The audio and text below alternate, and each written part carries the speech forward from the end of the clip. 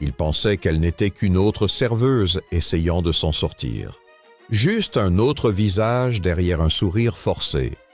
Mais il n'avait aucune idée de ce qu'elle cachait, jusqu'à ce qu'il l'entende pleurer dans la cuisine. François Moreau s'assit tranquillement dans un coin du restaurant, son visage partiellement caché sous une casquette usée.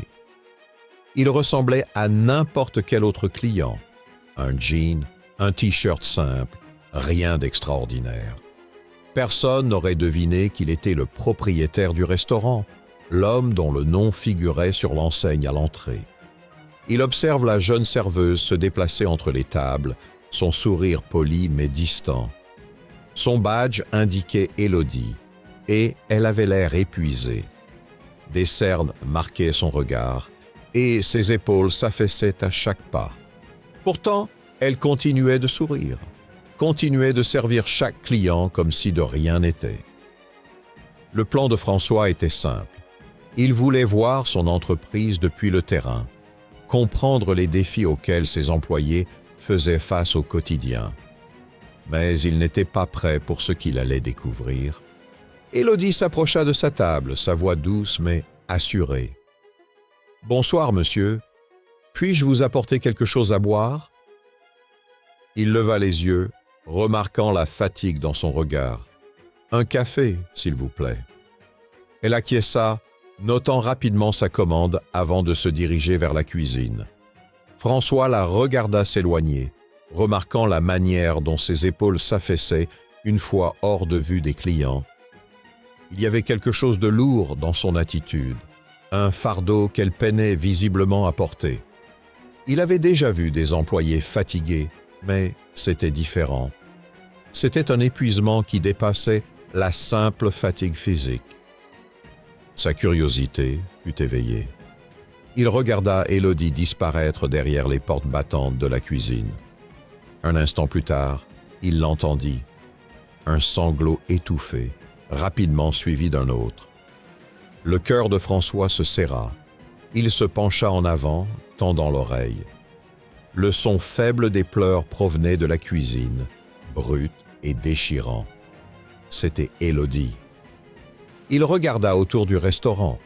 Personne d'autre ne semblait remarquer.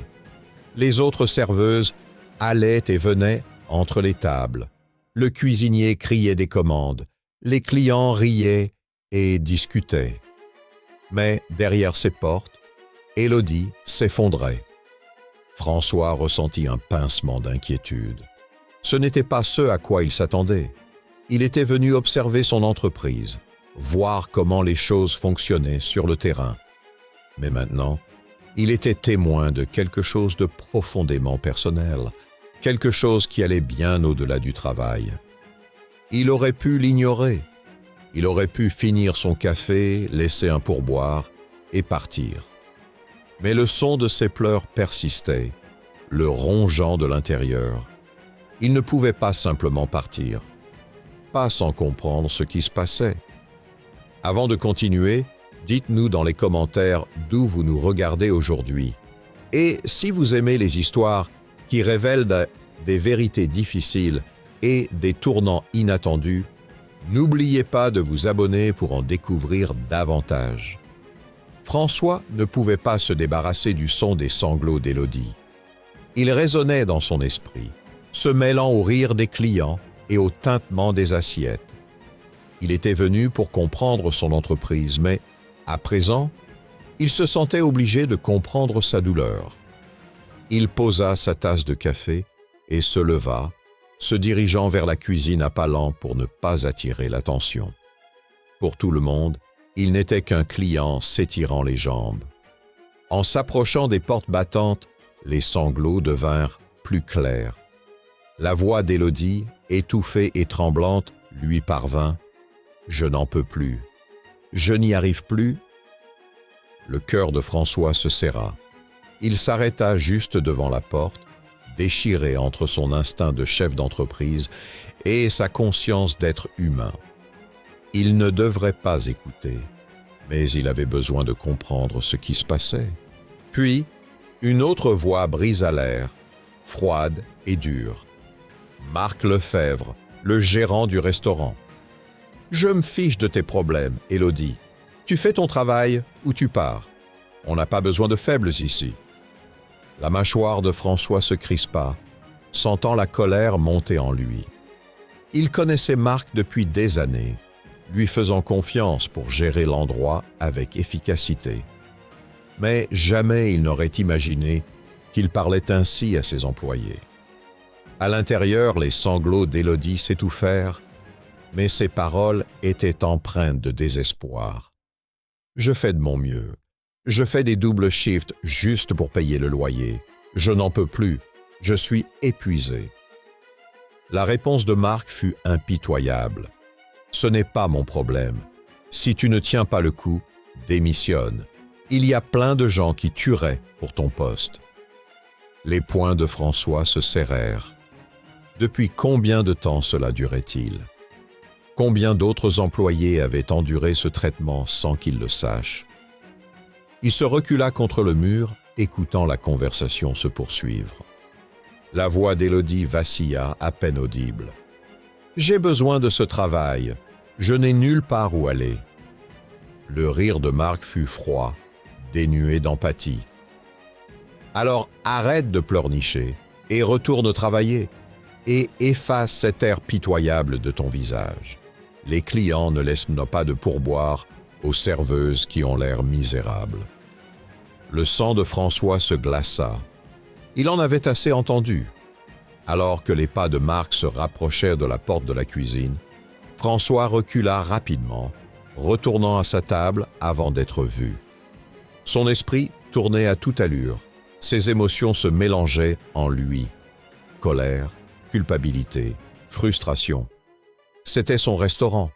Son nom était sur la porte. Et pourtant, il était aveugle à la cruauté qui se déroulait derrière ses murs. Il regarda Élodie sortir de la cuisine, ses épaules tendues, ses yeux rouges mais secs. Son visage était un masque parfait de professionnalisme, ses lèvres dessinant un sourire forcé alors qu'elle s'approchait d'une autre table. « Bonsoir. Puis-je vous proposer quelque chose pour commencer? » Sa voix était joyeuse, maîtrisée. Aucun indice de la douleur qu'elle venait de révéler. Le cœur de François se serra. Il pouvait voir les fissures dans sa façade, la façon dont elle se maintenait droite par pure force de volonté. Il baissa les yeux vers sa tasse de café, le liquide tournant à l'intérieur, tout comme ses pensées. Combien de fois avait-elle porté ce masque? Combien d'autres employés avaient fait de même, trop effrayés pour parler? François était venu pour voir comment son entreprise fonctionnait. Mais ce qu'il découvrait, c'était une culture de peur, d'intimidation, soigneusement dissimulée derrière des sourires et un service client. Il avait fait confiance à Marc pour diriger avec intégrité. Mais maintenant, tout ce qu'il voyait, c'était un tyran abusant de son pouvoir, brisant l'esprit de ceux qui faisaient fonctionner ce restaurant. François inspira profondément, ses mains serrant sa tasse de café. Ce n'était plus une question de business, c'était une question de justice. Il releva les yeux, son regard se posant sur Élodie alors qu'elle prenait une autre commande, sa voix ferme malgré la douleur dans ses yeux. Il avait un choix à faire. Il pouvait partir, continuer sa vie sans affronter la vérité qu'il venait de découvrir. Ou il pouvait se battre pour elle, pour eux tous. La mâchoire de François se crispa. Il savait ce qu'il devait faire.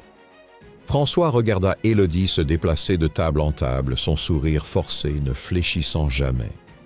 Chaque rire qu'elle feignait, chaque hochement de tête poli, c'était comme un coup de poignard pour lui. Elle souffrait, et personne ne le voyait. Personne sauf lui. Il ne pouvait plus rester assis. La colère qui bouillait en lui atteignit son point de rupture. Ce n'était pas seulement pour Élodie, c'était pour toute la culture de peur que Marc avait instaurée, pour l'environnement toxique qu'il avait, sans le savoir, laissé prospérer. François se leva, ses mouvements déterminés, ses yeux fixés sur les portes de la cuisine. Il traversa le restaurant d'un pas ferme, poussant les portes avec force. À l'intérieur, il trouva Marc adossé au comptoir, sirotant un café comme s'il n'avait pas brisé l'esprit de quelqu'un quelques instants plus tôt. Marc leva les yeux. Son expression passa de la surprise à l'agacement. « Les clients ne sont pas autorisés ici. Tu n'as pas vu le panneau ?» François retira sa casquette, son visage dur comme de la pierre. « Tu sais qui je suis ?» Les yeux de Marc s'élargirent, sa bouche s'ouvrant sans produire un son. « Monsieur Moreau, je ne savais pas. » C'est bien ça, François Moreau, le propriétaire de ce restaurant. Sa voix était froide, contrôlée, mais ses yeux brûlaient de colère. « Et j'ai tout entendu, tout ce que tu as dit à Élodie. » Le visage de Marc devint livide. « Je voulais juste que tout fonctionne bien. Tu sais comment sont ces filles, toujours en train de se plaindre de tout. » Les poings de François se serrèrent. « C'est ça que tu penses? Que ton travail, c'est de les briser, de les humilier ?» Marc essaya de rire, mais cela sonna faux. « Écoute, tu connais le métier. Si tu n'es pas dur, il te marche dessus. Je faisais juste la motiver. » La motiver? La voix de François était basse, dangereuse. En lui disant qu'elle est faible, en la menaçant de la virer, ce n'est pas de la motivation, c'est de l'abus. L'assurance de Marc s'effondra, ses épaules s'affaissèrent. « Je ne voulais pas, c'est juste que elle est toujours si émotive. Ça nuit au business. » Les yeux de François se plissèrent. « Tu crois que ces émotions nuisent au business? Tu sais ce qui est pire? Détruire les gens, leur faire croire qu'ils ne valent rien. » Marc ouvrit la bouche, mais aucun son n'en sortit. Il regarda François, ses yeux suppliants. « Je ne pensais pas que c'était si grave. » François fit un pas en avant, son regard perçant. « Tu n'y as pas pensé parce que tu ne t'en souciais pas. Tu l'as vu comme une employée de plus, quelqu'un à contrôler. Mais ces gens ne sont pas des machines, Marc. Ils ont des vies, des problèmes, des rêves. Et ton travail était de les soutenir, pas de les détruire. » Les épaules de Marc s'affaissèrent, son visage pâle. « Je faisais juste ce que je pensais être le mieux. » François secoua la tête. « Tu faisais ce qui était le mieux pour toi, pas pour eux, pas pour ce restaurant, et certainement pas pour Élodie. » Il regarda autour de la cuisine, ses yeux s'arrêtant sur l'évier vide où Élodie s'était effondrée quelques instants plus tôt. Son cœur se serra de culpabilité. C'était son entreprise, sa responsabilité, et il avait échoué en faisant confiance à la mauvaise personne. Il se tourna vers Marc, sa voix froide. « Tu es viré. Rassemble tes affaires et pars. » Les yeux de Marc s'élargirent, la panique brillant dans son regard. « Attends, tu ne peux pas me virer. Je t'ai été loyal pendant des années. » Loyal. Le rire de François était amer. La loyauté ne se mesure pas au nombre d'années que tu as passées ici. Elle se mesure à la façon dont tu traites les gens. Et tu as prouvé que tu ne mérites pas de les diriger. Le visage de Marc se tordit de colère, mais il savait qu'il ne pouvait pas discuter. Il regarda François une dernière fois, ses yeux remplis de peur et de ressentiment, avant de sortir de la cuisine à grands pas. La porte se referma derrière lui, le bruit résonnant dans la cuisine vide. François resta là en silence, le poids de ce qui venait de se produire retombant sur ses épaules.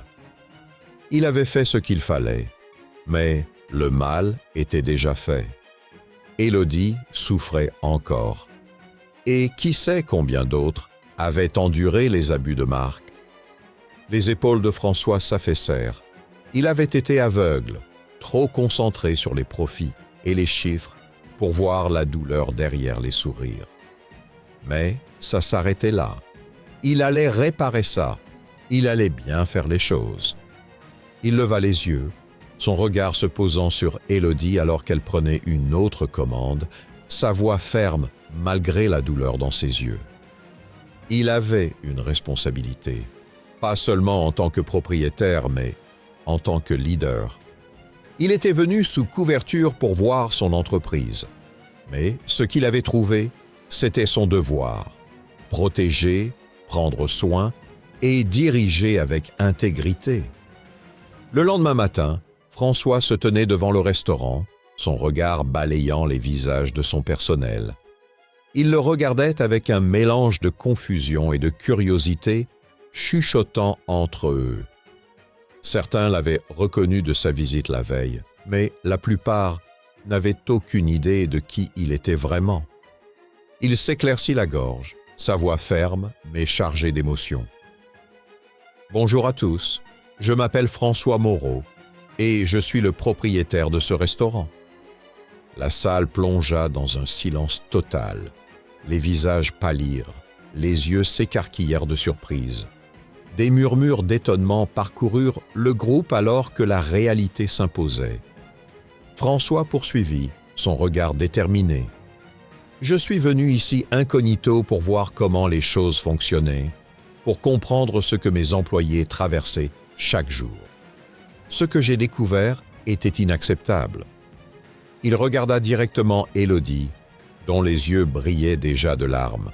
« J'ai découvert de la douleur, de l'épuisement et une culture de peur créée par quelqu'un en qui j'avais confiance. » En mentionnant le nom de Marc, les employés commencèrent à murmurer. Certains hochèrent la tête en signe d'approbation, d'autres détournèrent le regard, honteux de ne pas avoir parlé plus tôt. La voix de François se raffermit, son ton devenant plus résolu. Marc Lefebvre ne travaille plus ici. Il a abusé de son pouvoir, manqué de respect à son équipe et créé un environnement toxique. Ce n'est pas ainsi que nous faisons des affaires, pas ici, jamais. Une vague de soulagement parcourut les employés. Les épaules se détendirent, des sourires apparurent. Pour la première fois depuis longtemps, ils se sentaient vus. Ils se sentaient entendus. François inspira profondément, son regard s'adoucissant. « Je veux m'excuser auprès de chacun d'entre vous. J'ai échoué à vous protéger.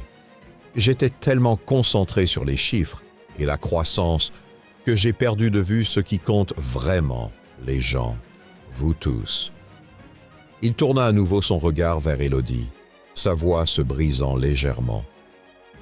Personne ne devrait jamais avoir à cacher sa douleur derrière un sourire, juste pour garder son travail. Personne ne devrait se sentir sans valeur ou effrayé sur son lieu de travail. Élodie essuya une larme, son visage plein de reconnaissance. Elle n'aurait jamais imaginé que ce moment arriverait. François redressa les épaules, la détermination rayonnant de lui. Mais cela va changer. À partir d'aujourd'hui, nous allons reconstruire. Pas seulement le restaurant, mais la confiance, la culture, la famille que cet endroit est censé être. Son regard parcourut la salle, croisant les yeux de chaque employé. « Je ne peux pas le faire seul. J'ai besoin de votre aide. J'ai besoin de vos voix. Si quelque chose ne va pas, si quelqu'un est maltraité, je veux que vous vous sentiez en sécurité pour en parler. Plus de peur, plus de silence. » Un murmure d'approbation parcourut le groupe, des têtes hochèrent, des esprits s'élevèrent. Ils le croyaient. Ils ressentaient sa sincérité, son engagement. François tourna son regard vers Élodie, ses yeux remplis de chaleur. « Élodie, tu as montré un courage incroyable en restant forte, même lorsque les choses étaient au pire. Tu as prouvé que tu te soucies de cet endroit et des gens qui y travaillent. C'est pourquoi, si tu es d'accord, j'aimerais te proposer le poste de superviseur de car. J'ai besoin de leaders qui se soucient des autres, des leaders qui inspirent. Et tu es exactement cela. » La mâchoire d'Élodie tomba, ses mains volèrent à sa bouche. « Je ne sais pas quoi dire. François sourit chaleureusement. Dis oui, et aide-moi à rendre cet endroit meilleur. Des larmes de joie coulèrent sur le visage d'Élodie, alors qu'elle hocha la tête, sa voix tremblante. Oui, oui, bien sûr. Merci. Merci infiniment. Les employés éclatèrent en applaudissements, acclamant Élodie, les changements, l'espoir qui remplissait la salle. Le cœur de François se serra d'émotion. C'était cela, le leadership. Pas des chiffres sur une feuille de calcul, mais des personnes, des vies, des cœurs. Il fit un pas en arrière, laissant le personnel entourer Élodie, la félicitant, élevant son esprit. Pour la première fois depuis longtemps, des rires résonnèrent dans le restaurant, des rires sincères. François les observa avec un sourire, son cœur rempli de fierté. Ce n'était que le début. Il y avait encore beaucoup de travail à faire, mais ils étaient sur la bonne voie. Il était venu incognito pour observer son entreprise, mais il avait trouvé bien plus. Il avait trouvé une famille brisée qui avait besoin de guérir, une communauté qui avait besoin de compassion. François se tourna vers la porte, son cœur plus léger qu'il ne l'avait été depuis des années. Il avait retrouvé son but, pas seulement en tant que propriétaire, mais en tant que leader. Un leader qui voyait son équipe, un leader qui écoutait, un leader qui se souciait. Avant de partir, dites-nous dans les commentaires ce que vous avez pensé de l'histoire de François et du courage d'Élodie. Si vous aimez les histoires qui révèlent des vérités difficiles et des transformations puissantes, n'oubliez pas de vous abonner. Activez la cloche pour ne rater aucune nouvelle histoire. Merci de regarder et de soutenir les histoires qui comptent.